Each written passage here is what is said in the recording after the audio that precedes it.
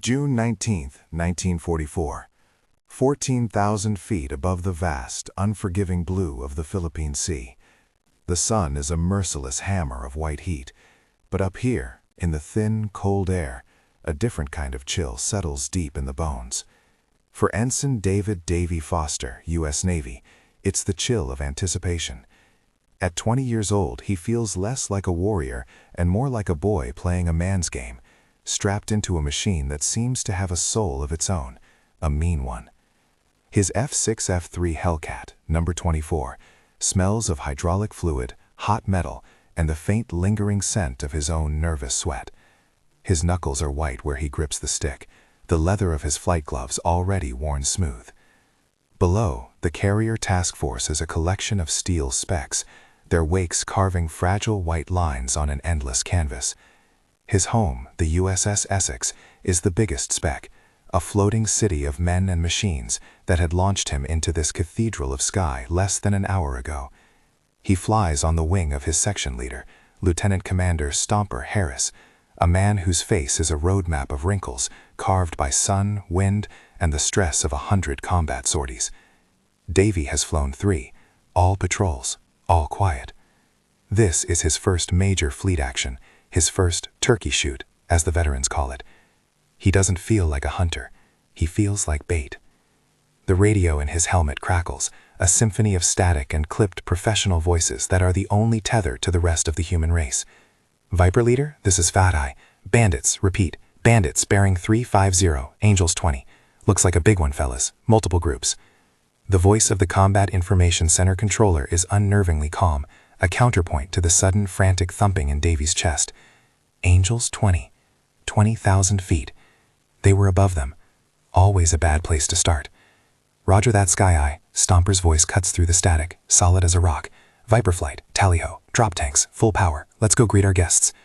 Around him, Davy sees the other Hellcats in his squadron, fighting Squadron 15, jettison their belly tanks. They fall away like silver teardrops, tumbling end over end toward the sea miles below. The loss of weight makes his Hellcat feel instantly lighter, more agile. He pushes the throttle forward to the firewall. The 2,000 horsepower Pratt & Whitney double wasp engine responds with a guttural roar that vibrates through the fuselage and up his spine. The Hellcat surges, clawing for altitude. You ascend through a broken layer of puffy cumulus clouds, brief flashes of disorienting white, before breaking out again into the searing blue. The climb is a brutal, noisy affair.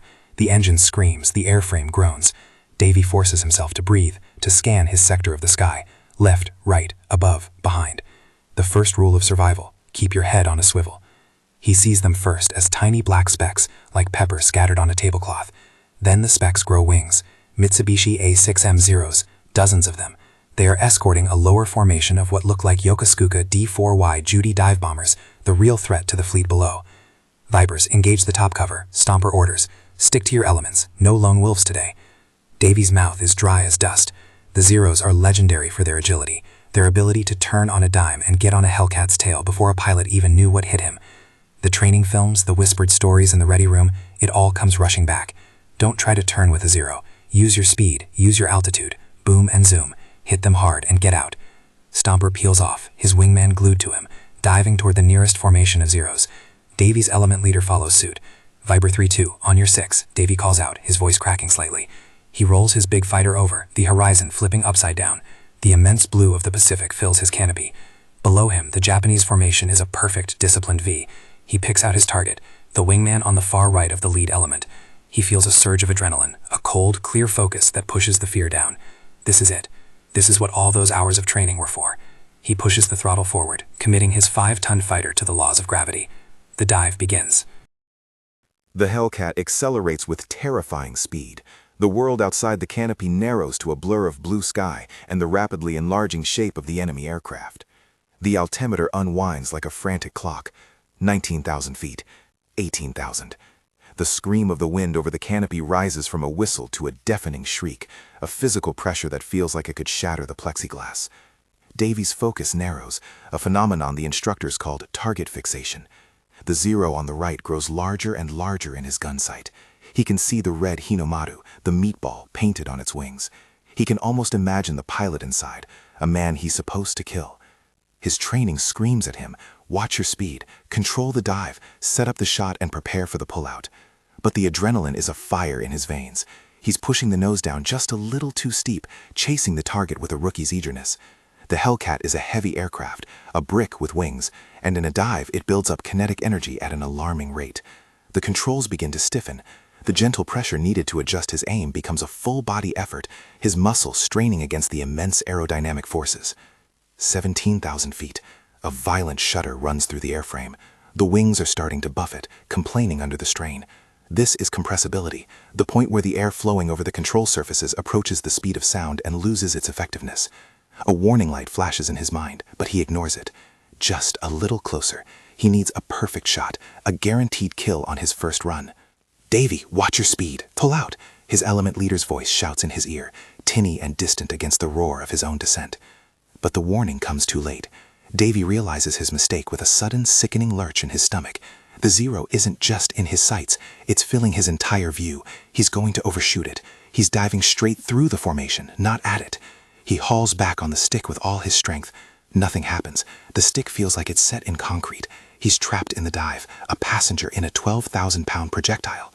"I'm coming in too hot," he screams into his radio, a raw, panicked cry that is half a warning and half a plea. "I can't slow down. I can't pull up." The Japanese formation is now scattering, the pilots seeing the plunging American fighter coming at them like a meteor. They are braking, turning, preparing to pounce on the rookie who has just presented himself as the easiest target in the sky. He imagines the tracers from their 20mm cannons stitching a line across his wings, finding his engine, his cockpit. He is certain he is about to die. He is plummeting at over 450 knots, far beyond the recommended combat speed. The Hellcat feels like it's about to tear itself apart. His vision begins to tunnel as the G-forces build. Ahead of him is a thick bank of cumulus cloud, the same one they had climbed through moment afore.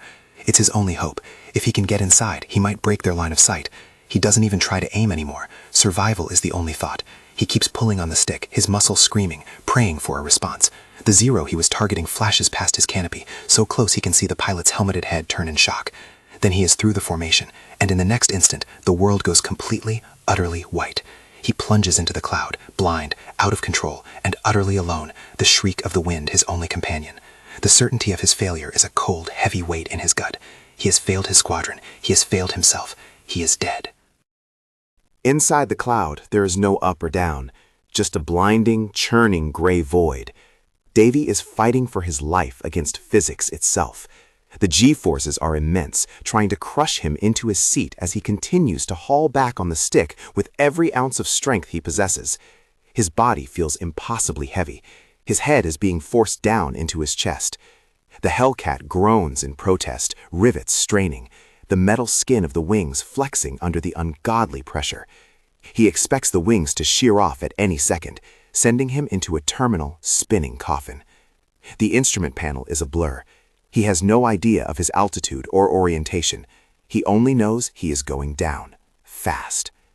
Then, just as suddenly as he entered it, he bursts through the bottom of the cloud layer. The transition is jarring, from the silent, gray chaos to the brilliant, sharp blue of the sky below. For a split second, he is disoriented. He finally gets a response from the controls.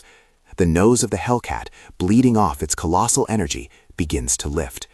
The ocean stops rushing up at him. The G-force eases its crushing grip, and blood rushes back into his head. He gasps for air, his lungs burning. He expects to see the sky full of Japanese fighters circling like sharks, waiting for him to emerge. He expects to see the flash of cannon fire, the deadly little black puffs of flak from their wing guns. He braces for the impact, for the sound of rounds tearing through his fuselage. But there is nothing. Only a strange, surreal silence. He glances at his rearview mirror. Empty. He scans the sky above him. Empty. Where are they? And then he sees them. Not behind him, not above him, but ahead and slightly above. His out-of-control, high-speed plunge through the cloud had not been a straight line. The immense velocity and his desperate, continuous pull on the stick had carved a massive parabolic arc through the sky. He had exited the cloud thousands of yards ahead of where he entered, traveling at a velocity the Japanese pilots could not have anticipated. He looks back at the cloud bank and realizes the impossible truth. He had become a ghost. He had vanished into one cloud and reappeared from another, miles away, in a completely different sector of the sky. From the perspective of the Japanese pilots, it would have been inexplicable. They saw a lone Hellcat make a suicidally fast dive, punch through their formation, and disappear into the clouds. Their natural assumption would be that he would try to pull out and climb, or that he had lost control and was spinning toward the sea. They would be looking behind them or down. They would have reformed, ready to hunt the straggler. They would never, ever be looking for him to reappear in front of them, still moving at nearly the speed of sound, coming from below. He had, in his panic, stumbled into the perfect blind spot. This wasn't a boom and zoom attack. This was something else entirely. It was a high-speed slash, an attack vector so unorthodox, so contrary to every known tactic, that it was tactically invisible. The legendary turning ability of the Zero was useless. You can't turn to engage a threat you cannot see and cannot predict. The Japanese pilots were scanning the sky for a conventional threat, a fighter moving at a conventional speed. Davy Foster was a blue metal bullet, a screaming projectile that had accidentally placed itself in the one piece of sky they weren't watching. He was below their tails, closing the distance with astonishing speed, and they were flying straight and level, completely unaware. The hunter had become the hunted, not through skill, but through a catastrophic, life-altering mistake. His heart hammers against his ribs. The fear is gone, replaced by a cold, predatory clarity. He has one chance. His thumb moves to the gun trigger on the control stick. The 3 Zeros are lined up perfectly. Time seems to slow down. The 30 seconds that follow will be etched into Davy Foster's memory for the rest of his life. A chaotic kaleidoscope of sound and fury. He is still moving at over 400 knots, an insane speed for a firing run. The air is thick and heavy, and the Hellcat trembles on the edge of control. The 3 Zeros, a standard three-plane Shotai, are flying in a loose V formation. They are an escort, their pilots constantly scanning the sky above and behind, where danger is supposed to come from, not from below, not from a rookie who should, by all rights, be a smoking crater in the Pacific. The lead Zero is flown by Lieutenant Commander Kenji Tanaka, a veteran of the fighting in China and the early carrier battles, an ace with 12 confirmed victories. His aircraft is his sanctuary, an extension of his own body. He is confident, experienced, and completely oblivious. He is looking over his shoulder, checking the position of his wingmen, when Davy's Hellcat erupts from his blind spot. Davy doesn't aim in the traditional sense. He doesn't have time. He is simply pointing his entire 6-ton aircraft at the enemy and squeezing the trigger. The 6.50 caliber Browning machine guns mounted in the wings roar to life. It is not a popping sound, but a deep, throaty, deafening rip, like a giant tearing a sheet of cosmic canvas. The entire airframe shudders with the recoil. A torrent of fire, 6,000 rounds per minute of armor-piercing, incendiary death hoses out from his wings. The tracers, glowing red lines, reach across the gap of sky in an instant. The first burst catches Tanaka's wingman on the right. The stream of heavy-caliber rounds doesn't just punch holes, it annihilates. The fragile structure of the Zero comes apart. Davy sees flashes of silver as bullets strike the fuselage, then a much larger flash as the incendiary rounds find a fuel line in the wing root. A brilliant orange flower of flame blossoms, instantly engulfing the cockpit.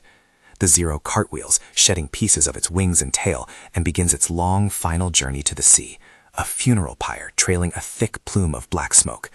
One down.